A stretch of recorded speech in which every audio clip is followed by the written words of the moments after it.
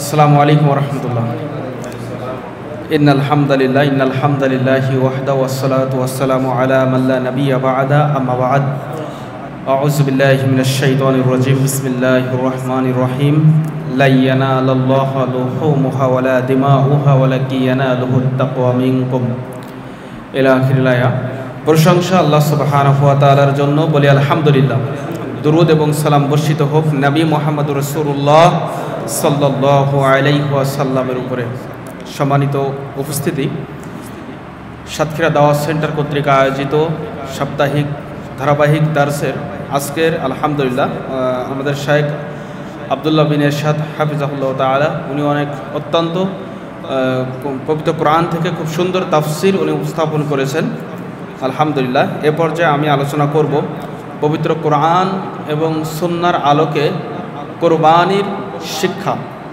আসলে আমরা কিছুদিন পরে আমাদের কোরবানি হবে ইনশাআল্লাহ, ঈদুল আজহা। তো কোরবানি সম্পর্কে আমরা অনেক আলোচনা শুনেছি আলহামদুলিল্লাহ, অনেক বক্তব্য শুনেছি, অনেক মাসলা মাসাইল সম্পর্কে আমরা জেনেছি। কিন্তু আজকের দিনে আমরা কোরবানির শিক্ষা কি, একজন ব্যক্তি বা একজন মুসলিমের জীবনে কোরবানি থেকে আমরা একজন মুসলিম কোরবানি থেকে কি শিক্ষা গ্রহণ করতে পারে বা আগামী দিনে সে শিক্ষা নিয়ে কিভাবে চলতে পারে, এই বিষয়ে কিছু আলোচনা করবো ইনশাআল্লাহ।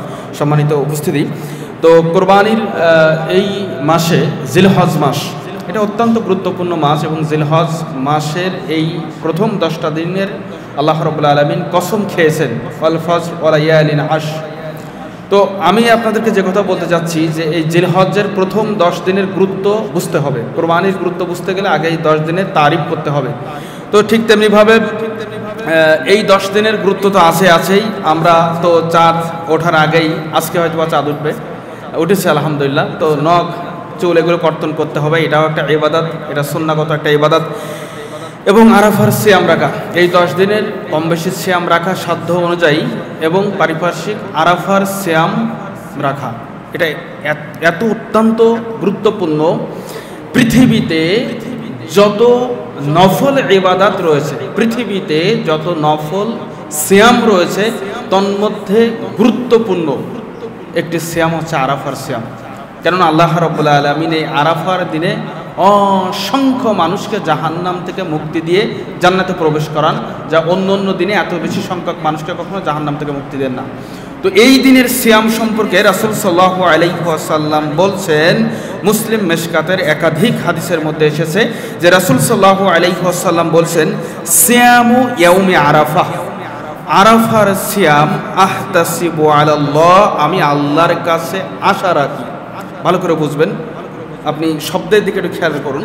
রাসূল সাল্লাল্লাহু আলাইহি ওয়াসাল্লাম বলছেন, সিয়ামু ইয়াউমি আরাফা, আরাফার দিনে সিয়াম সম্পর্কে আহতাসিবু আলাল্লাহ, আমি আল্লাহর কাছে আশা রাখি, আইয়ুকাফফিরাস সানাতিল্লাতী ক্বাবলাহু ওয়াস সানাতিল্লাতী বা'দাহু, যে আল্লাহ রাব্বুল আলামিনের কাছে আমি আশা রাখি যে এই সিয়াম যদি কোনো ব্যক্তি রাখতে পারে খুলুসিয়াতের সাথে, তো আল্লাহ রাব্বুল আলামিন ওই ব্যক্তির বিগত 1 বছর এবং পরের 1 বছরের যত সগীরা গুনাহ আছে, আল্লাহ রাব্বুল আলামিন এই সগীরা গুনাহগুলো ক্ষমা করে দেবেন।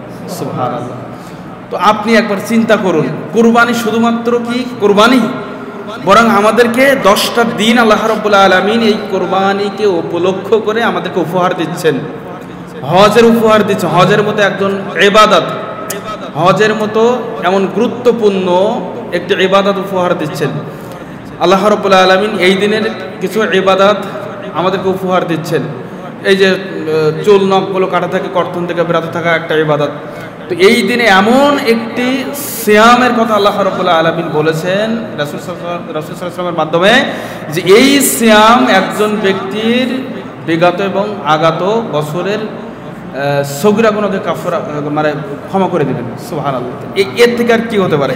তো আসুন, এই কোরবানি থেকে যদি, এই জিলহজ থেকে যদি আমরা শিক্ষা না নিতে পারি, তাহলে আমরা বড় হতভাগা বা আমরা বড় দুর্ভাগা, যদি আমরা এই জিলহজ বা এই কোরবানি থেকে যদি আমরা শিক্ষা গ্রহণ না করতে পারি। কোরবানির শিক্ষা কি? কোরবানির প্রথম শিক্ষা হচ্ছে তাকওয়া ভিত্তিক জীবনযাপন করা। তাকওয়া ভিত্তিক জীবনযাপনের শিক্ষা দেয় কোরবানি।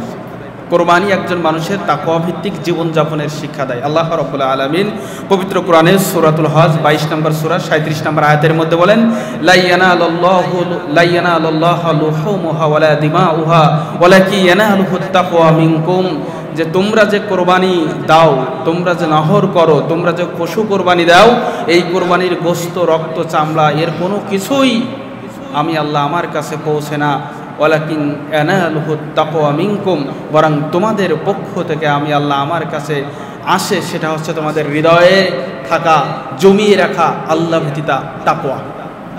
তাহলে কোরবানির মেন উদ্দেশ্য কি? তাকওয়া অর্জন। কি? তাকওয়া অর্জন। সুতরাং কোনো ব্যক্তি যদি তাকওয়া ভিত্তিক জীবনযাপন করতে চায়, তাহলে কোরবানির গুরুত্ব সম্পর্কে তাকে বুঝতে হবে। কারণ এই কোরবানির উদ্দেশ্য হচ্ছে তাকওয়ার শিক্ষা দেওয়া। রাসূল সাল্লাল্লাহু আলাইহি ওয়াসাল্লাম একবার এরকম সাহাবাদেরকে নিয়ে বসে আছেন। তো আল্লাহ রাসূল সাল্লাল্লাহু আলাইহি ওয়াসাল্লাম জিজ্ঞাসা করলেন, আতাদরুন, তোমরা কি জানো মা আকসারু মাইদুখুলুন নাস আল জান্নাহ, কোন জিনিস বেশি বেশি মানুষকে জান্নাতে প্রবেশ করাবে? সাহাবারা বললেন, কুল্লাল্লাহু রাসূলুহু আলাম, আল্লাহ নবী আপনি ভালো জানেন, আল্লাহ ভালো জানেন, আমরা জানি না। তো আল্লাহ নবী রাসূল সাল্লাল্লাহু আলাইহি ওয়াসাল্লাম বলছেন যে তাকওয়াল্লাহ হুসনুল খুলুক, আল্লাহ ভীতিতা এবং উত্তম চরিত্র। তো আল্লাহ ভীতিতা মানুষকে সব থেকে বেশি বেশি জান্নাতে প্রবেশ করাবে। আর এই কোরবানির শিক্ষা হচ্ছে তাকওয়া অর্জন করা, আল্লাহ ভীতিতার শিক্ষা দেওয়া। সুতরাং আমাদের এটা বুঝতে হবে, খুব সেন্সিটিভ কোরবানির এই ইবাদতটি। আমাদের সমাজে এমন অনেক মানুষ আছে যে আমরা পশু কোরবানি করি, কিন্তু আমরা মনের পশু তো কোরবানি করতে পারি না। বনের পশু গৃহপালিত পশু কোরবানির আগে আমাদের হৃদয়ের পশুত্বকে কোরবানি করতে হবে, হৃদয়ের পাশবিকতাকে কোরবানি করতে হবে। ভালো করে বোঝার চেষ্টা করবেন। আপনি তখনই তাকওয়া অর্জন করতে পারবেন যখন আপনি বনের পশু, গৃহপালিত পশু কোরবানি করার আগে হৃদয়ে জমিয়ে থাকা পশুত্ব, পাশবিকতাকে আপনি কোরবানি করতে পারবেন। এইটা আমাদেরকে বুঝতে হবে। আজকে অনেক মানুষ আছে যে টাকা আছে, অনেক বড় কোরবানির পশু কিনে সেটাকে আবার অহংকার, গর্ব করে মানুষের সামনে প্রদর্শনী দিয়ে, শোডাউন দিয়ে, রাস্তার উপরে 1 সপ্তাহ 2 সপ্তাহ যাবৎ গলায় মালা পরিয়ে এটাকে তারা বড়লোকি জাহির করতে চায়। অনেক মানুষ আছে না? তার মানে এরা কি কোরবানির যে মূল লক্ষ্য উদ্দেশ্য, যেই শিক্ষা, এই শিক্ষা তারা নিতে পারতেছে না। কিন্তু আল্লাহ রাব্বুল আলামিন এই কোরবানির ব্যবস্থা করেছেন মানুষকে তাকওয়া শিক্ষার জন্য। প্রিয় ভাই আমার, সংক্ষিপ্ত সময়, যেহেতু অ্যাব্রিভিয়েশন সময়ের মধ্যে আমার এটা শেষ করতে হবে, আমরা এগিয়ে যাই ইনশাআল্লাহ। তাওহীদ ভিত্তিক জীবনযাপন করা। কোরবানি একজন ব্যক্তিকে তাওহীদ ভিত্তিক জীবনযাপন করার শিক্ষা দেয়। কেননা আল্লাহ রাসূল সাল্লাল্লাহু আলাইহি ওয়াসাল্লামের জামানায়, পূর্ব যুগে, আল্লাহ রাসূল সাল্লাল্লাহু আলাইহি ওয়াসাল্লামের ইসলাম প্রাক যুগে মুশরিকরা দেবদেবীর নামে তারা পশু কোরবানি করত, মানে পশু বলি দিত। মানে আল্লাহ রাসূল সাল্লাল্লাহু আলাইহি ওয়াসাল্লামের জামানায় এবং তার পূর্বেকার মানুষেরা, আরবের মুশরিকরা, তারা দেবদেবীর নামে পশু জবাই করত, মানে বলি দিত, এবং তাদের নাম নিয়ে তারা এই পশু জবাই দিয়ে এই পশুর রক্তগুলো তাদের গায়ে মাখিয়ে দিত।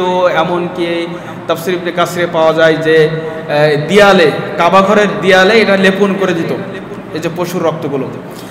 তো এই যে একটা কুসংস্কারপূর্ণ যে রীতিনীতি, এই থেকে বেরিয়ে এনে এই কোরবানি মানুষকে তাওহীদের শিক্ষা দিয়েছে, তাওহীদ ভিত্তিক জীবনযাপনের শিক্ষা দিয়েছে, এক আল্লাহকে চিনিয়েছে, এক আল্লাহর নামে পশু কোরবানির শিক্ষা দিয়েছেন।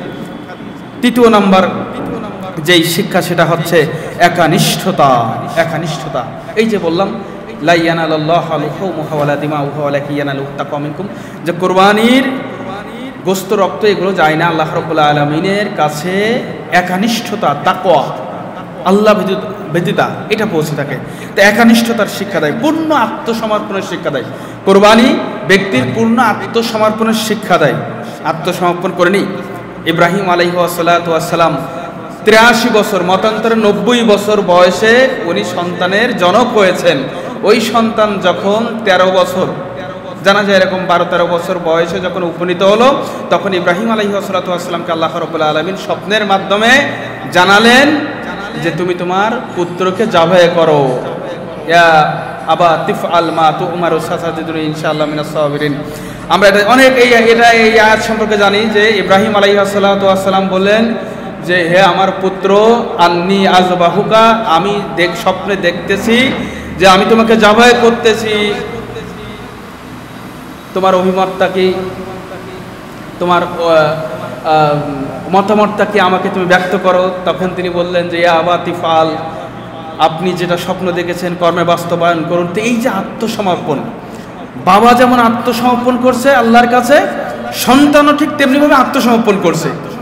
তো এই যে আত্মত্যাগ, আত্মসমর্পণ, পিতা এবং পুত্রের এই যে আত্মসমর্পণ রবের প্রতি, এই শিক্ষা আমরা কোরবানি থেকে নিতে পারি। আমাদেরও উচিত যে আল্লাহর জন্য, আল্লাহর নৈকট্য লাভের উদ্দেশ্যে পরিবার সহ অন্তত পিতা পুত্রে আল্লাহর জন্য জীবনটাকে অক্ষ করে দেওয়া, এটা আমাদের উচিত প্রিয় ভাই আমার। এরপরে আমরা আত্মসমর্পণ, আত্মত্যাগ করেছেন তিনি, তার সন্তানের আত্মত্যাগ করেছেন, আদর্শ পরিবার গঠনের শিক্ষা দেয়। আজকে আমাদের যে পরিবার, গতানুগতিক মুসলিম যে পরিবার, দেখেন আহলে হাদিস বলেন, হানাফি বলেন আর মাযহাবপন্থী বলেন, গতানুগতিকভাবে যেই পরিবার আমরা সমাজে দেখে থাকি, এর অধিকাংশ পরিবার মুসলিম পরিবার নামমাত্র, ইসলামের কোনো রীতিনীতি তারা মানে না, ইসলামের কোনো আহকাম আরকানের উপরে কোনো পরিবার নেই। বাপ না শোনে ছেলের কথা, ছেলে না শোনে বাপের কথা, এরকম না। প্রত্যেকটা মুসলিম পরিবার আজকে বাপ বাপের মতো চলে, ছেলে ছেলের মতো চলে। ছেলে মনে করে মাই লাইফ মাই ডিসিশন, আমার জীবন আমার মতামত, আমার ডিসিশন আমার সিদ্ধান্ত। ছেলে ছেলের মতো চলে, বাবা বাবার মতো চলে। বাবাও ঠিক এমন মনে করে যে আমি আমার মতো চলি, ছেলে ছেলের মতো চলি, কেউ কারো দায়বদ্ধতা নিতে চায় না। অথচ আমরা যদি এই কোরবানিকে সামনে রেখে কিছু শিক্ষা নিতে চাই, তাহলে আদর্শ পরিবার কেমন আমরা ইব্রাহিম এবং ইসমাইল আলাইহিস সালাতু ওয়াস সালামের জীবনী থেকে সেটা নিতে পারি। দেখেন, বাবা বলল যে আমি স্বপ্ন দেখেছি যে আন্নি আযবাহুকা, আমি যে কলা ইয়া বুনাইয়া, ইব্রাহিম আলাইহিস সালাতু ওয়াস সালাম বলছে কি, ইয়া বুনাইয়া, ইয়া আমার পুত্র, আন্নি আযবাহুকা, আমি তোমাকে জবাই করতেছি, তোমার মতামতটা কি? তো বললো যে ইয়া আবাতি ফাল মা তোমার সাথে জুনি ইনশাআল্লাহ, আল্লাহ আব্বা আপনি যা পেয়েছেন, আপনি অর্ডার যা পেয়েছেন আপনি করে ফেলান।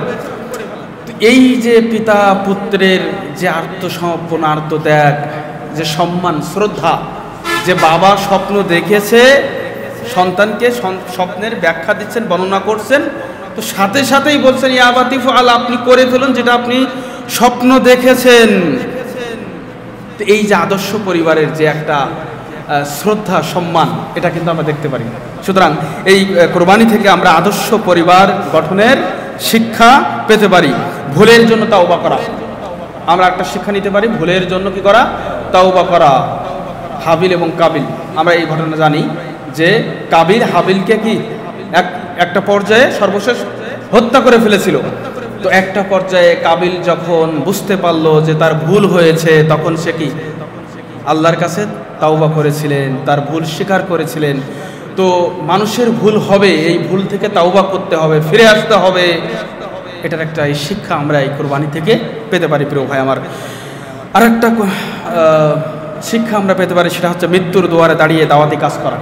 যখন হাবিল কাবিলকে মারার জন্য প্রস্তুতি গ্রহণ করতেছিল, হাত যখন তুলেছিল, তখন হাবিল কি বলেছিল যে আমাকে হত্যা করতে তুমি যদি হাত তুললেও তারপরে আমি তোমাকে হত্যা করতে হাত তুলব না। আমি তো জানি যে আমি একমাত্র আল্লাহ সুবহানাহু ওয়া তাআলাকে ভয় করি, আমি তুলব না।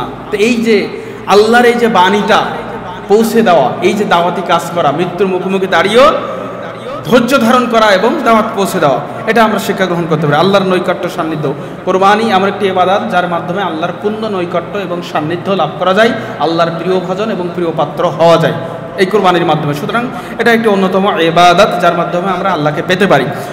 দুঃখ এবং আনন্দের ভাগাভাগি করা, কোরবানির অনেকগুলো শিক্ষার মধ্যে অন্যতম একটি শিক্ষা হচ্ছে সুখ দুঃখকে ভাগাভাগি করে নেওয়া।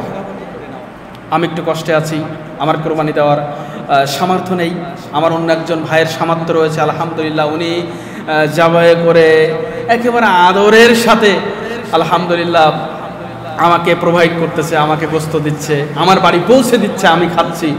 তো এই যে একজন ভাই, একজন দাতা, একজন ধনী মানুষ কোরবানি দাতা, আর একজন মুসলিম দিনী ভাই বোনের দুঃখ কষ্ট যে উপলব্ধি করতে পারতেছে এবং সে কোরবানি করে নিজ গোস্ত বন্টন করে সে তার বাসায় দিয়ে আসতেছে, এই যে উপলব্ধিটা, এই যে ভাগাভাগিটা, এই সৌহার্দ্য আর সম্প্রীতি, এই ভ্রাতৃত্বে বোধের শিক্ষা দেয় এই কোরবানি। কি দেয় না? আমরা কি কারোর বাড়ি মাংস চাইতে যাই নাকি? আমরা যদি চাইতে নাও যাই তো দেখা যাচ্ছে যেই দিচ্ছে ওই ব্যক্তি দেখা যাচ্ছে আপনার বাড়িতে পৌঁছে দেবে। কেন আল্লাহ রাব্বুল আলামিন পবিত্র কোরআন সূরাতুল হজ 28 নম্বর আয়াতে বলছেন, ফাকুলু মিনহা ওয়া আতইমুল বাইসাল ফাকির।